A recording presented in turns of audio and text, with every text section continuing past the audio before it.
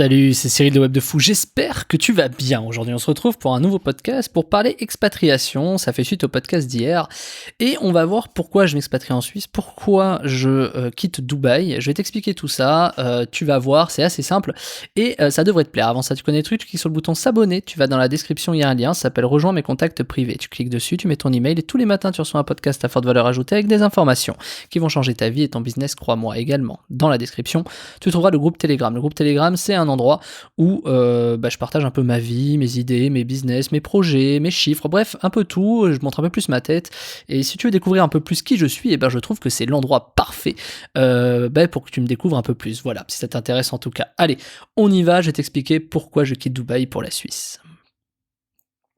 Alors, faut déjà savoir que moi Dubaï j'aime beaucoup, c'est quelque chose qui me plaît énormément.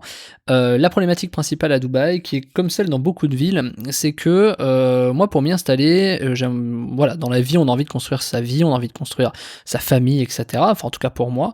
Et pour ça, j'estime qu'il me faut une baraque, une maison, un truc, voilà.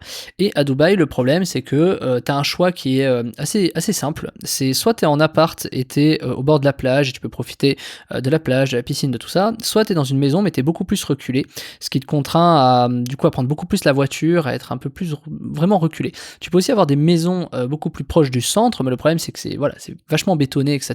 Il y a moins de verdure et t'es toujours un peu encombré pour aller à la plage ou ce genre de choses.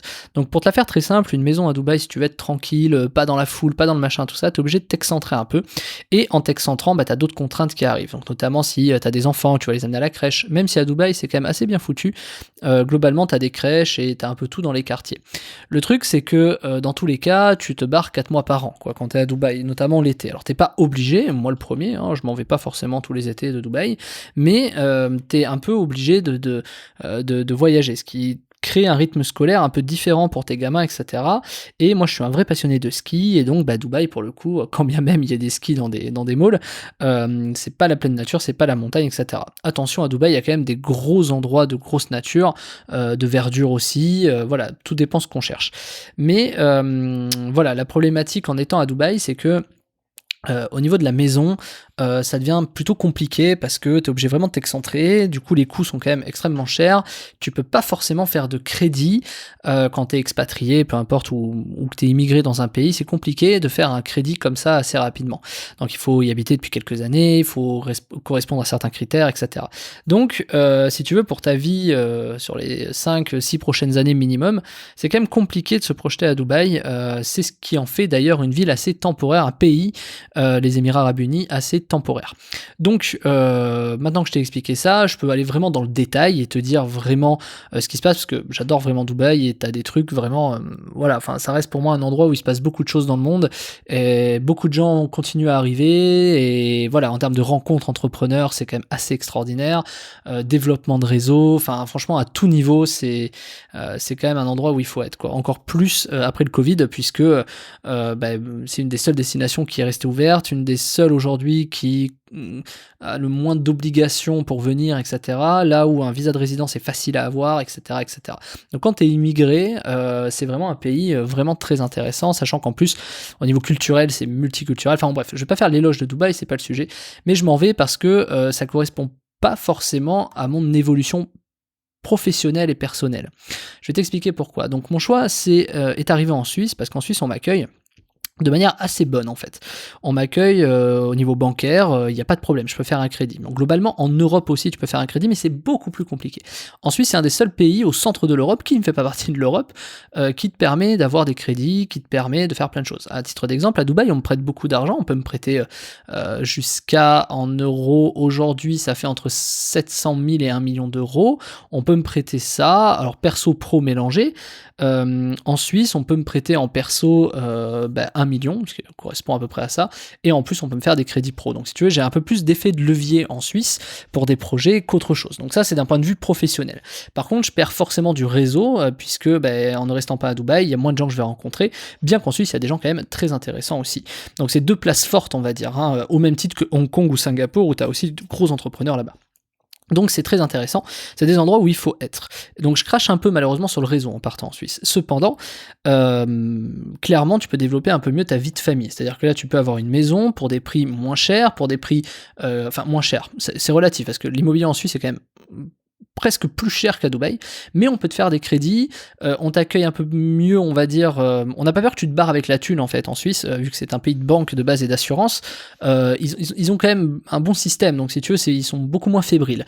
Par contre, les critères d'entrée sont totalement différents, c'est-à-dire qu'il faut correspondre, faut quand même gagner beaucoup de thunes, etc., etc. Sinon, c'est compliqué d'avoir un crédit comme ça, voilà.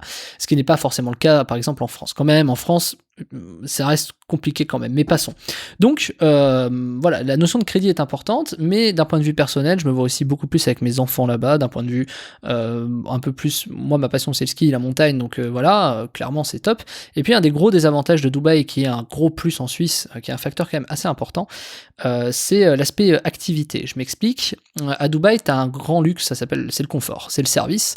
Tu te fais livrer ta bouffe, tu te fais livrer tes courses, tu te fais livrer tes repas, en fait, franchement, tu peux ne pas bouger de chez toi, tu peux mourir chez toi, si tu veux, y a pas de problème.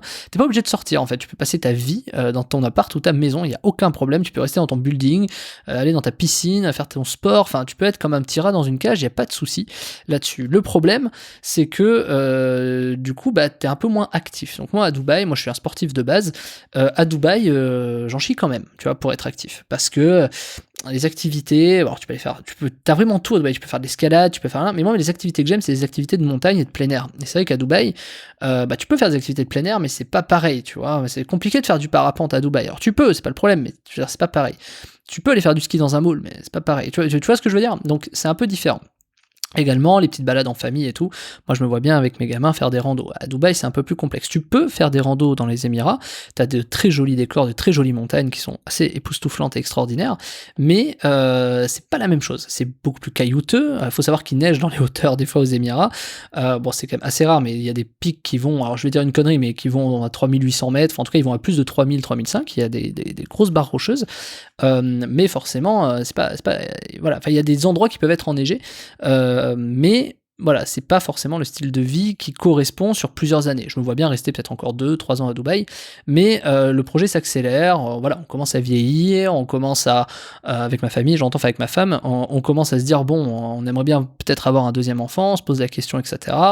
On se dit, voilà, ça va être un peu plus compliqué à Dubaï, parce qu'il faudra, ici, si tu veux, t'as un gap de prix quand tu rajoutes une pièce, parce qu'en rajoutant à Dubaï une pièce, une chambre ou truc, en fait, tes prix ils augmentent d'un coup, parce que les surfaces, notamment dans les salons, les trucs comme ça, elles augmentent avec une pièce en plus, tu vois. Ils estiment que t'as plus besoin de place, ce qui est pas con, hein. T'as plus besoin de place dans les lieux de vie si tu rajoutes une chambre. Donc du coup, si tu veux, quand tu passes d'un 2 chambres à un 3 chambres, t'as une augmentation de prix qui est considérable. Et du coup, c'est plus compliqué. Donc t'es obligé de te tourner vers une maison. Et la maison, bah tu augmentes encore de prix. Donc en fait, t'as vraiment un gap. Et sachant qu'on te fait pas de crédit, il faut que t'achètes cash. Et moi, placer du cash dans de l'IMO, j'ai toujours trouvé ça con. Voilà, personnellement. Pas débile, pas con dans le sens, ça sert à rien. Con dans le sens où t'achètes pas ta maison cash. Enfin, moi j'estime, il y en a beaucoup de mecs dans l'immobilier pourraient dire exactement l'inverse, et ils le diront. Mais moi je préfère garder du cash pour investir sur de la pub, tu vois. Je l'ai toujours dit, je défendrai toujours ça. Je me dis que, bah, tu vois, tu mets 100 000 balles sur de la pub, tu peux faire au moins 200 000, quoi. Tu mets 100 000 balles dans de l'IMO, avant de faire 200 000, voilà. Par contre, ça n'empêche pas de te diversifier. Placer un peu dans de l'IMO, placer dans de la pub, etc. Donc, d'où l'intérêt du crédit, en fait. Tu vois, tu vas comprendre un peu mon raisonnement. D'où l'intérêt du crédit.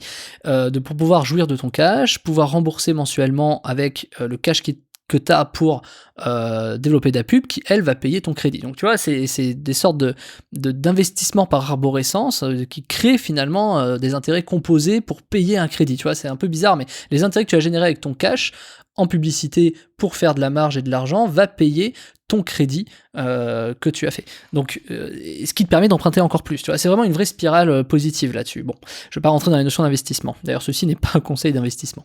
Mais sur le principe, tu comprends pourquoi je pars là-bas. Ensuite, en Suisse, ça reste un pays qui est très neutre et ça me plaît beaucoup. Autant, je suis assez d'accord avec le système politique là-bas. Il n'est pas parfait, aucun système politique n'est parfait. Mais voilà, entre les Émirats et que j'ai parlé hier notamment, mais aussi de la Suisse, je trouve que c'est des pays sur lesquels je m'y retrouve d'un point de vue liberté de manière assez cool. Voilà, on va dire ça. Voilà, c'est quand même bien. J'ai pas le mot. Ça me correspond beaucoup plus, quoi. Le truc, c'est que forcément, le coût de la vie en Suisse est plus cher qu'à Dubaï, contrairement à ce qu'on pourrait croire. C'est-à-dire que tu vas dépenser beaucoup plus mensuellement. Déjà au niveau de l'assurance santé, il n'y a pas de sujet. En Suisse, c'est beaucoup plus cher qu'à Dubaï. Quand même, à Dubaï, je suis très très bien couvert, mais pour avoir le même niveau de qualité, c'est quasiment le double du prix, tu vois, de ce que je paye à Dubaï. Donc déjà, c'est une dépense importante. Ensuite, tout ce qui est crèche, tout ce qui est école, etc. Alors, bien que ça peut être gratuit, etc., c'est pas le sujet. Pareil, le coût est proportionnel à tes revenus, donc forcément, mais j'en parlerai demain de ça, et forcément c'est proportionnel à tes revenus, donc forcément le coût par exemple pour amener ton gamin en école est beaucoup plus cher aussi également. C'est pas le même urbanisme non plus, donc il y a, voilà, tu vois, par exemple il va neiger en Suisse, tu prends beaucoup plus le train, bon voilà, bon, bref, je vais pas rentrer dans le détail, mais on va dire que c'est des coûts qui sont supplémentaires. La bouffe est pas forcément moins chère non plus en Suisse, donc clairement on va en Suisse en se disant ok, on va dépenser plus en fait, tu vois. Donc si tu dépenses plus, forcément entre guillemets faut faire plus d'argent, tu vois, c'est un peu l'idée. Le truc c'est que ça change pas fondamentalement grand chose, si ce n'est que on va avoir un chez nous. Moi j'ai envie de me poser un peu plus, tu vois, j'ai beaucoup bougé, j'ai toujours bougé tous les 2 ans, 3 ans dans ma vie. Je suis un peu fatigué, je suis vraiment fatigué de bouger, j'ai un peu envie de me poser quelques années. Le choix se porte sur la Suisse parce qu'il y a des montagnes, de la neige, que ça correspond politiquement plus ou moins, que du coup il y a quand même des bonnes écoles, au niveau de la santé on est bien couvert, etc. Si tu mets le prix, globalement c'est un bon compromis. On a visité avec d'autres pays, mais c'est un bon compromis. On allait faire un tour, on a commencé à repérer, on a visité quelques maisons, tout ça. Et c'est quand même hyper intéressant parce qu'en fait c'est un très bon compromis. Moi globalement, tous les voyages, tous les trucs que j'ai fait ont toujours été sur une base de compromis. J'ai pas un truc de cœur particulier. D'ailleurs, même quand j'ai acheté des maisons, etc., des agents IMO m'ont dit mais vous avez déjà trouvé un coup de cœur? Moi, ma réponse a toujours été non, jamais. Je n'ai pas d'émotion sur ce genre de sujet. C'est pas des trucs qui m'intéressent en soi. C'est-à-dire que je suis pas, j'ai pas un cerveau, en tout cas dans ma personnalité. Tiens, moi, je suis très factuel, je suis très pragmatique. Je suis pas dans une notion émotionnelle là-dessus, tu vois. Par contre, la seule notion émotive que j'ai, c'est de pouvoir voir les montagnes en regardant par ma fenêtre. Voilà, les sommets enneigés et tout. Donc ça, c'est un critère pour moi. Mais c'est pour te dire que c'est important. Et c'est vrai qu'en Suisse, bon, pour le coup, tu t'y retrouves vachement. Ma femme, c'est un peu pareil. Je te passe les détails de ma femme, mais voilà, on est vraiment dans ce mood-là, tu vois. Donc, en vérité, l'expatriation est très logique. Donc ce qui va se passer, c'est que je vais partir probablement, alors aujourd'hui, au moment où j'enregistre ce podcast, c'est a priori le plan, je devrais partir fin de l'année, début d'année prochaine, et donc je devrais être en Suisse du coup d'ici quelques mois. Évidemment, il y a toute une démarche qui est énorme, à savoir obtenir les visas, tout ce qui est fiscalité aussi, c'est pas compliqué, mais je veux dire, tu recrées, enfin t'es immigré quoi, donc tu dois reconnaître ce que le pays doit, enfin les obligations d'un pays, comment tu dois, les démarches que tu dois faire, l'administration, comment tu dois être couvert, ce que tu dois prouver, tu vois, il y a énormément de choses et ça prend beaucoup de temps et ça prend beaucoup d'énergie surtout que, et j'en parlerai du coup dans un autre podcast cette semaine, que tu fais ça pour toi en tant que pro, mais aussi pour ta famille en tant que personnel, et que c'est un choix que tu fais, c'est-à-dire c'est une liberté qui se paie. Cette liberté, ça se paye en temps, en énergie, en argent, et voilà, et personne ne le fera pour toi, tu vois. C'est-à-dire personne va te faire les démarches, genre t'es obligé de les faire, quoi. Tu vois, c'est des trucs, ça prend du temps, c'est colossal, mais c'est comme ça. C'est un peu comme quand tu fais un crédit bancaire, tu vois, t'es obligé, c'est toi qui vas donner les documents, t'es obligé de regrouper, t'es obligé de machin, t'es obligé de truc, c'est un peu le même truc, t'es obligé de le faire. Donc voilà, la Suisse pour moi me paraît naturelle par rapport à ce que j'aime, me paraît évident en fait presque, hein.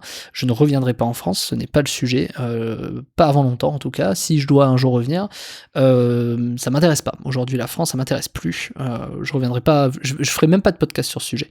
Je crache pas sur le pays qui m'a élevé, que j'ai aimé, y a pas de problème, mais voilà, aujourd'hui tant que ça bouge pas, je vois pas pourquoi j'irai là-bas. Je préfère aller en Suisse ou aux Émirats par exemple, c'est quelque chose qui est bien. Pourquoi pas partager sa vie entre les deux aussi, quand on a envie, mais bon, c'est un autre sujet, on n'y est pas. En tout cas, voilà pourquoi je pars, t'as un peu toutes les notions, et puis surtout, j'ai un projet qui correspond à faire des trucs en montagne, et je pense que, je t'en parlerai pas là-dedans, mais je pense que c'est quelque chose qu'il faut absolument, il faut que je sois dans les montagnes des Alpes. Voilà, alors pas spécialement la Suisse, ça peut être en République tchèque aussi, hein, qui ont de très belles montagnes, ça peut être, enfin, à plein d'endroits, en Autriche, hein, j'adore l'Autriche pour ça. L'Autriche c'est vraiment un truc de fou, mais bon, c'est compliqué de parler en Autriche, tu vois. Tu vois, voilà. Autant en Suisse, bon, tu peux parler anglais, pour le coup, il y a un peu de français, ils parlent beaucoup de langues différentes, de l'italien, de l'allemand, c'est plutôt cool, tu vois, il y a une diversité linguistique qui est très intéressante, un système éducatif qui est très intéressant aussi en Suisse, voilà, et c'est des trucs que je me dis sur du long terme, voilà, si on veut un deuxième gosse, tu vois, c'est bête, moi aussi à Dubaï, l'eau, tu vois, l'eau, ceux qui habitent à Dubaï me comprendront, l'eau à Dubaï, en Suisse, c'est quand même hyper pur, c'est de l'eau minérale, à Dubaï, c'est pas de l'eau minérale, c'est de l'eau traitée, retraitée, dans l'eau de mer qui est désalinisée, etc. Du coup, bon, c'est pas tout à fait pareil, donc tu t'évites de boire cette eau à Dubaï, tu vois, alors que bon, boire de l'eau au robinet en Suisse, ça paraît évident, comme en France presque. Mais voilà, si tu veux, c'est l'eau des montagnes, donc c'est voilà. Il y a plein de petites choses comme ça, tu vois, pour la pureté de sa santé, etc., qui sont très intéressantes. Donc voilà pourquoi j'y vais. Je sais pas combien de temps j'irai. Peut-être tout ce que je te dis là, dans 2 ans, je te dirai, allez, je m'en fous, je claque tout, je vais ailleurs, tu vois, ce qui à mon avis probablement sera le cas. Mais aujourd'hui, j'ose croire, j'ose me faire une illusion de me dire que peut-être ce sera pour beaucoup plus de temps parce que j'ai vraiment l'envie de me poser. J'ai l'envie de avoir ma petite pièce où je peux, tu vois, bosser, où je peux me détendre, où je peux, tu vois, faire des trucs, avoir mon espace à moi, ce qui est beaucoup plus compliqué à Dubaï aujourd'hui dans le rythme de vie qu'on a. Je sais par expérience que quand on change de logement, c'est pas forcément de pays, on a un rythme de vie qui diffère toujours. Quand on change de logement, on n'a plus le même rythme de vie. Voilà, là on change de pays parce qu'on a envie vraiment de retrouver la montagne, etc. Et puis voilà, tout simplement. Donc je crois que je t'ai fait le tour de pourquoi je me barre en Suisse. Et heureusement, tu vois, je vais te faire une belle transition. Heureusement, pour réussir à payer mes revenus en Suisse, je suis obligé tu vois, de bosser, quoi. Et moi, tu connais mon taf. Moi, je fais de l'email. Pour recruter l'email, il faut faire de la pub. Et la pub, comme je te l'ai dit en début de podcast, cette pub, tu vois, vaut mieux l'investir quand t'as du cash pour faire de l'argent. Moi, j'ai toujours dit ça.